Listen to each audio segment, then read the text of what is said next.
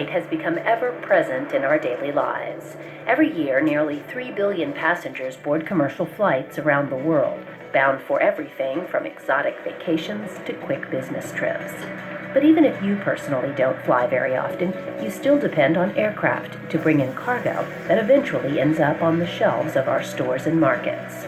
When you combine cargo flights and commercial passenger flights, here in the U.S. alone, that equates to more than 10 million flights that take off and land safely every year. When you look at worldwide flights, that number goes up by millions more.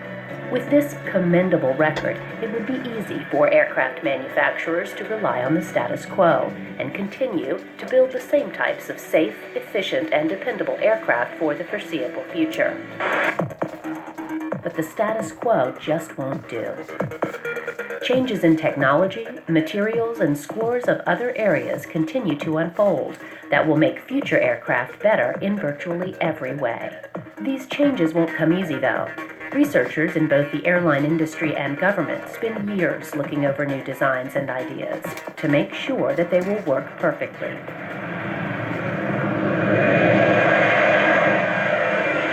This collaboration between industry and government is important because government researchers can help mature new ideas that will eventually be picked up by its industry partners. But if aircraft are already this good, what areas need to mature to make them even better? Today on NASA X, we will see how industry and NASA are working together to make aircraft quieter, greener, and more fuel efficient. We will follow members of NASA's Environmentally Responsible Aviation Project as they work with industry engineers to develop the aircraft of the future that are substantially different in form and function from the aircraft that we fly on today.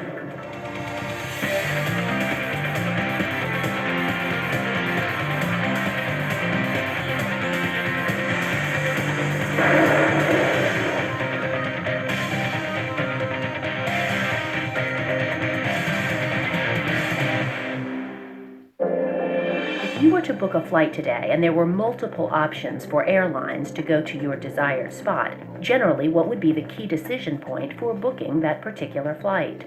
For many of us, the deciding point would be cost. There are certainly other factors that would go into that decision, but more often, cost wins out over other concerns. Clearly, the airline industry is a business, so keeping costs down to lure more passengers is a huge driver. Airlines are very good at understanding the economics of flight, but one of the biggest fluctuating costs comes from gas prices. If gas prices go up, then generally ticket prices rise as well. One clear way for airlines to combat big fuel bills is to fly aircraft that are more efficient and use less fuel, and theoretically, ticket prices should go down as well. This push and pull has been going on for years. Though it may not seem like it, flying today is dramatically less expensive than it was even a few decades ago. Adjusted for inflation, a ticket today will cost on average about 40% less than a ticket would have in the 1950s. There are many reasons for this change, but one in particular is that aircraft of today are significantly more efficient than those of the recent past and are continuing to improve every year. With that efficiency, there are added benefits as well, like reduction in air pollution and noise pollution, and even an increase in safety. To help keep this trend moving forward, NASA made steps in 2009 to continue its place as the world leader in the study of efficient aircraft. They implemented a project called the Environmentally Responsible Aviation Project in a bid to explore aircraft concepts and technologies that will continue to reduce the impact of aviation on the environment over the next 30 years. During the first 3-year phase, engineers assessed dozens of areas of environmentally friendly aircraft technologies. With these assessments in hand, they then took some of the most promising technologies and began looking at how they would react in a real-world environment.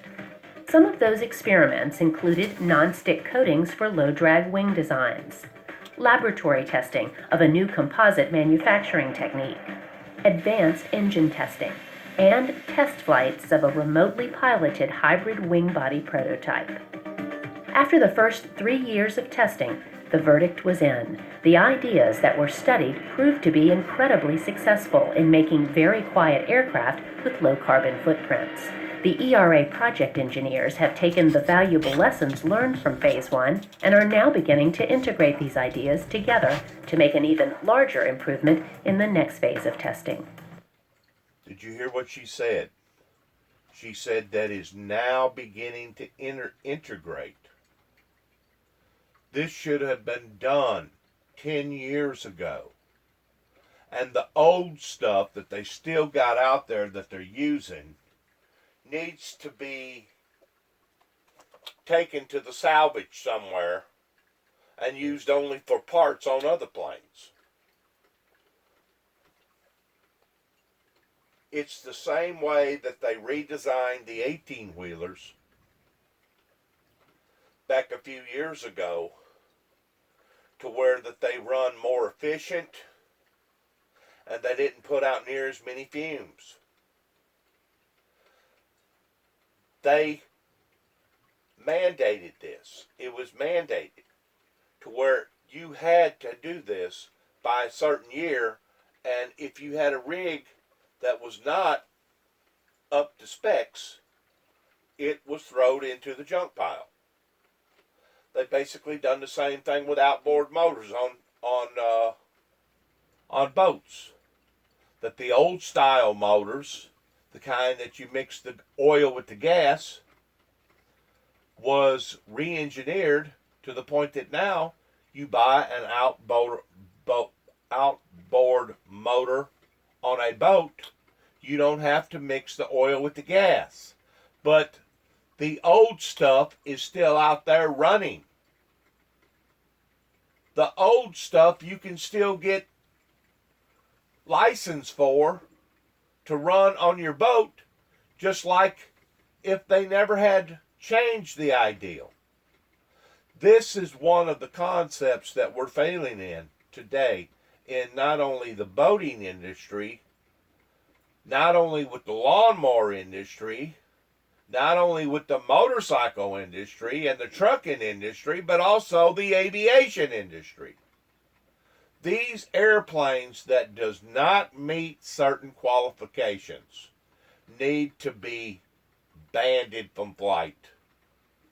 Not just because they're old and they're riddle and there's a certain amount of air travel on them anyways that's supposed to be considered safe. Some of them have already exceeded that air travel. But aviation needs to step up towards taking a lot of these older planes and putting them in the boneyard. And that's not what has been happening. In addition to all the flights pertaining to people, luxury, going back and forth, some people that's got the money, they'll travel to maybe Europe or wherever 2 or 3 times a year. Why? Because they want to see a different atmosphere? These are things that we're going to have to alter and change in the future if we plan on gaining access to environmental changes pertaining to warming up this planet. I realize that cargo, precious cargo, is a priority. And regardless whether we like it or not, we're stuck with having to transport precious cargo from one nation to another. There's really nothing we can do about the cargo travel other than making sure that the cargo travel is being carried in fuselages that meet those requirements today.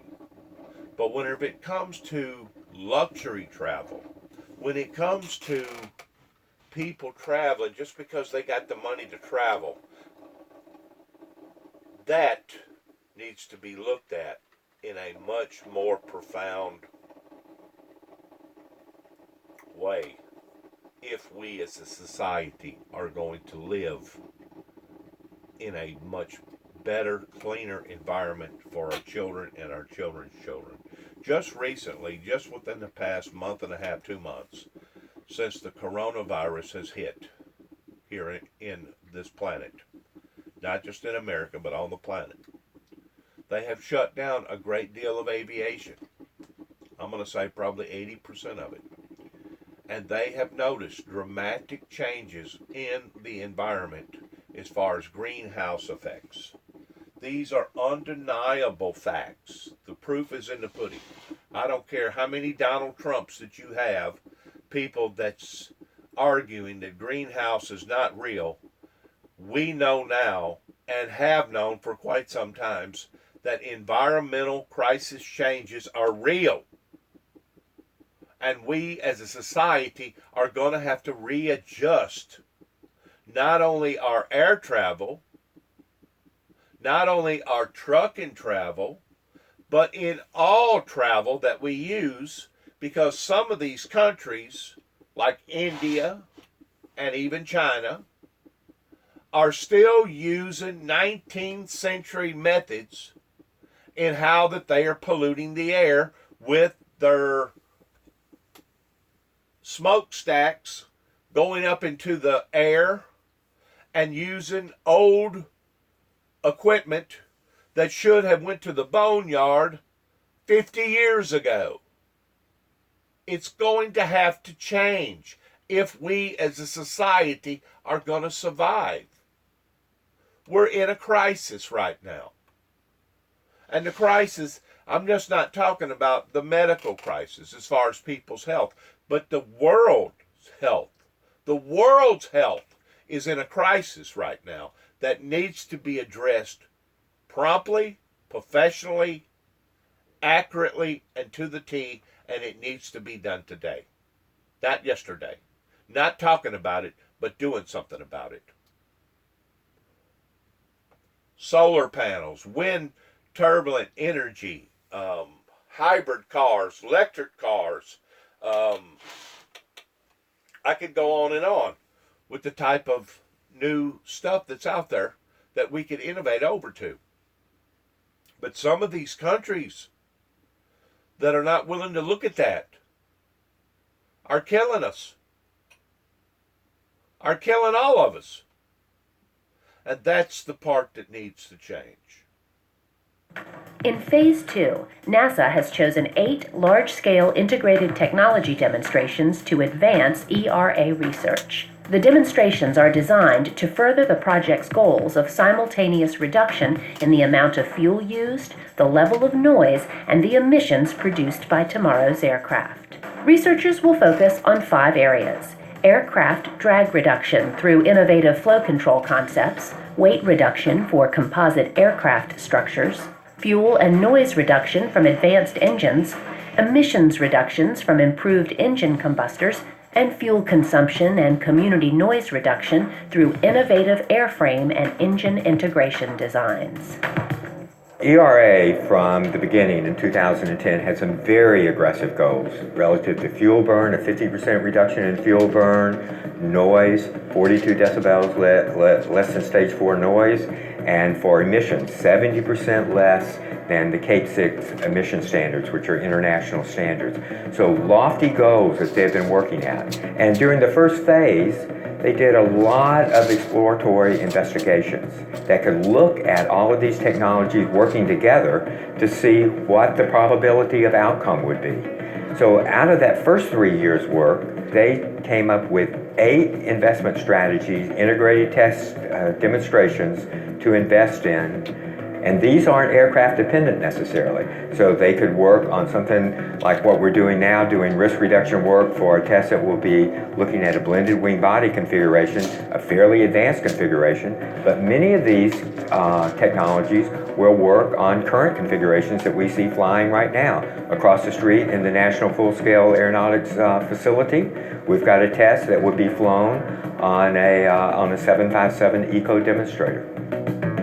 As Dr. Wagoner mentioned, testing active flow control has been completed on the vertical tail section of a 757 here in the National Full-Scale Aerodynamics Complex, or NFAC.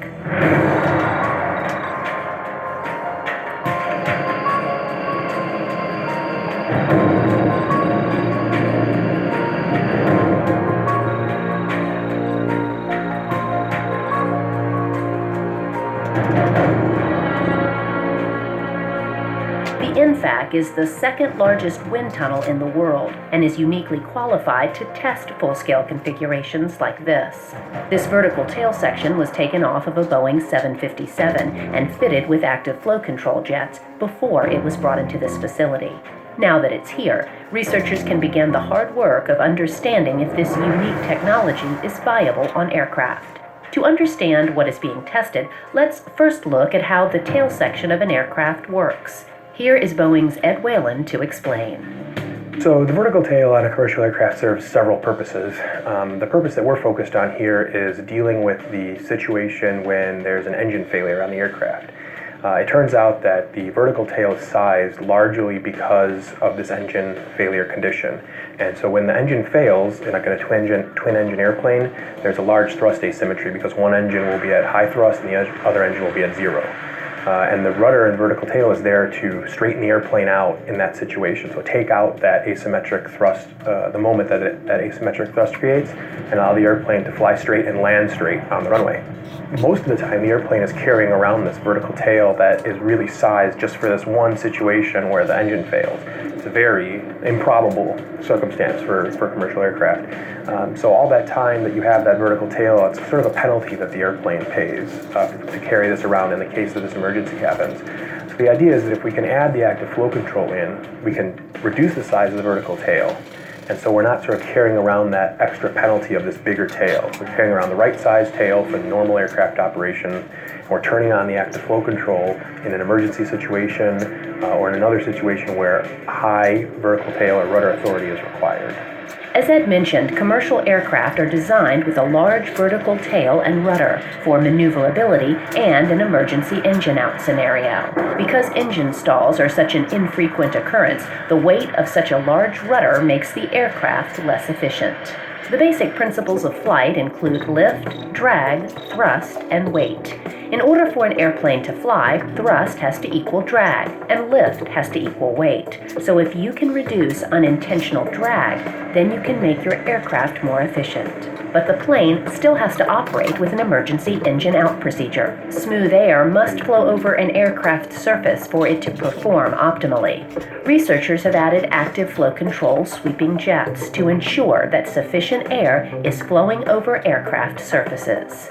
What the active flow control tries to do is it adds energy to the flow, in this case through the sweeping jet actuator, and when it does that, it reduces the separation on the rudder. So when the rudder is at a high deflection angle, like 30 degrees, it starts to experience some flow separation, and that reduces its ability to create aerodynamic force. So what we do is we add these jets in the right place with the right spacing and the right mass flow levels and things like that, and that reduces the separation on the rudder and allows the tail to provide its sort of maximum potential aerodynamic force. So what we're using here to generate... What they're doing, they're putting jets in these tails to add extra aerodynamics in case of an emergency of one motor possibly failing. That way the aircraft can readjust itself and still make it on the ground safely. They're using state-of-the-art materials that's a whole lot lighter, and they're using the technology of today in case that was to occur. That way they don't have such of a overkill as far as the weight that's on that tail fin. That tail fin is the life of that airplane in case it was to have some sort of mechanical problems. But at the same time, that tail on the back of that airplane, if it's not built out of the right materials, if it don't have the right paint on it, if it's too heavy, it could decrease the economy on that plane significantly simply because of the weight variation. So what they're trying to do is hit that balance, that special kind of like a chord in a music, to where it's just right and this requires a great deal of research, but it also requires a great deal of painstaking just to be able to find that right tone towards putting those jets holes in that tail. That way it is working at its efficiency. In other words, it's doing everything that it's supposed to be doing and then some towards maintaining that airplane in case of an emergency. This effect on the aerodynamics around the tail is something that we call sweeping jet actuators. And the way they work is air comes in, pressurized air comes in, and it kind of looks like jets on a jacuzzi, okay? But instead of it pushing water, it's pushing air. And these jets enhance that tail to the point that now you don't have to have such of a big, heavy, bulky tail, because now you can substitute the big, heavy, bulky tail because you have these jets that's improvising. These jets that can push and release that air out will maximize that tail to the point that it will straighten that aircraft up, and that aircraft can still make it in on only one engine. And it flows through. And there's a feedback channel here that makes the jet oscillate as it comes out of the nozzle. And on the model here, you can see that these jets are positioned along the rudder hinge line. And so the air comes through there and flows and makes the effect that we're looking for to cause the change in side force. The string that you see taped on the rudder here helps to tell what direction the air is moving as it moves over that surface. Since we can't see the air itself, this is a way to visualize what's going on. And as we turn on the actuators, you'll see these change direction. And near the actuators, they'll oscillate because the actuator itself is oscillating, but also because the flow coming downstream is separated until we turn actuators on, and then it changes the patterns that you see. Investment needs to be made now to be able to realize these benefits in the future. And so ERA is set up to really look at ways to help protect the environment. And so the technologies we're working on in this specific instance will end up causing less drag on aircraft, which results in less fuel burn. And so that's obviously a benefit in terms of emissions, as well as just an overall economic benefit for the airlines. After the analysis was completed, the wind tunnel tests conclusively showed that the goal of a 20% increase in side force was achieved with the active flow control jets. Research will soon begin to focus on validating these results on actual flight tests in the near future. If you think about it, that's been a full-scale hardware-in-the-loop simulation we've just done. We'll take that hardware and actually apply it to a 757 that's been leased for the purposes of this experiment, and we'll go off and fly it and see if the performance we can demonstrate in flight essentially is consistent with what we measured in the 40 by 80 at NASA Ames. We're confident it will be, and we're looking forward to the experiment.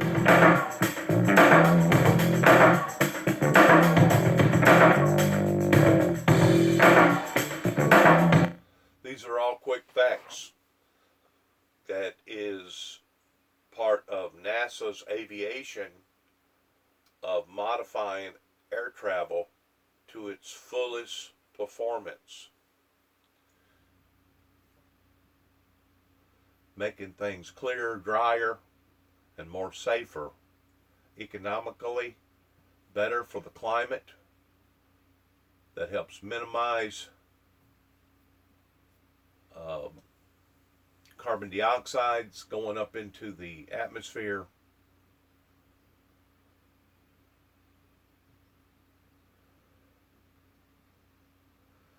Like I said, a lot of this stuff needs to go to the boneyard. A lot of this stuff is old, it's obsolete, it's no longer considered efficient. Yeah, it does its job by carrying it from A to B, but it uses twice the amount of fuel, and it puts out twice the amount of carbon dioxide, the carbons that ought not to be put into the atmosphere.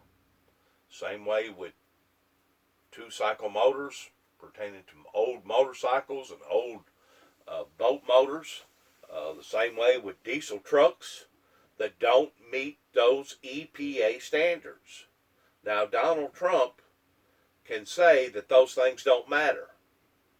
But whenever you have scientists that tell you that it does, you better listen to the experts versus listen to somebody that's just throwing something out there for people of missing and hitting that could be damaging to the world. Kind of like the coronavirus. You know, yesterday he said something to the degree of, I don't know if it was drinking Clorox or disinfectant or doing something, and of course he immediately, his team retaliated against that statement and said, oh, he was only doing that for a smirky statement. The fact of the matter is, Donald Trump does not know certain things about certain things. Neither nor do I. There are certain things that I could sit here and guess at it all day long. And one of the things that I don't know about is germ warfare pertaining to microscopic viruses and germs. There are people out there that do know these things. Those are the people you need to listen to. Just like aviation. There's people out there that's associated with NASA that have done a great deal of study on all this stuff, that just the right coating of paint on a trip as far as from here to Europe could make a difference of possibly 150 gallons of fuel versus one type of paint versus another because of the drag. If it's got too much drag,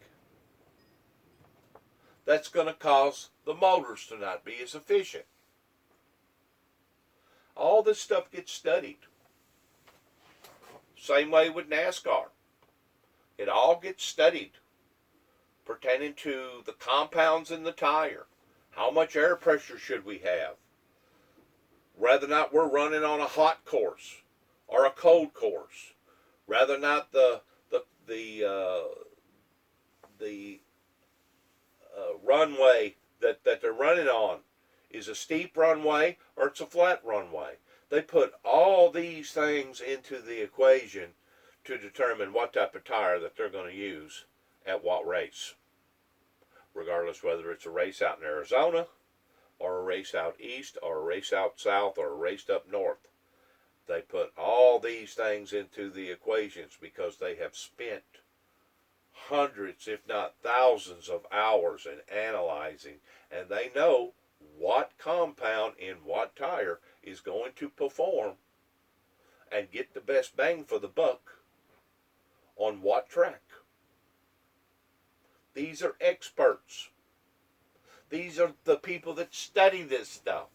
They know what they're talking about. Donald Trump don't know what he's talking about whenever he says that environmental changes is not real. He's in a state of denial that could devastate all of us if we was all to believe in what he believes, that ozone warming and greenhouse effect isn't real. Whenever we have facts of proving otherwise. Good luck to all of us. Thanks for listening. Coming from the Windmill Ministries here at 291 Thompson Road, Sharon, Tennessee, zip code 38255. And shalom.